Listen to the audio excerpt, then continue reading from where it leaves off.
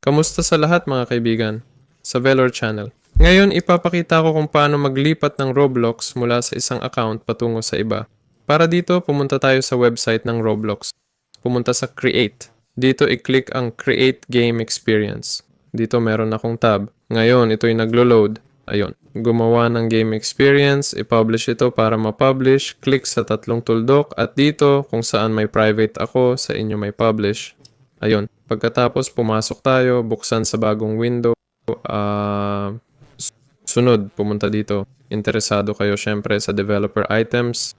Click create developer item, pangalanan nito, lagyan ng description, lagay ng presyo dito, click save changes. Tanggapin natin ito. Syempre, next, i-enable ito. Ayun.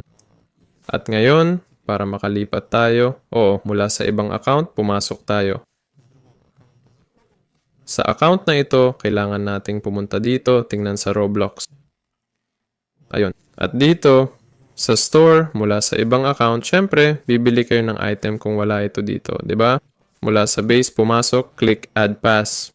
Minsan, posible lang ito sa pamamagitan ng pass. Click create pass, pangalanan ito, lagyan ng description, click sa tatlong tuldok, click open in new window, sales. Lagay ng presyo dito at click save changes. Ayun. At ngayon dito lalabas ang pass sa store. Bumili kayo mula sa ibang account. Ako si Velor. Paalam sa lahat.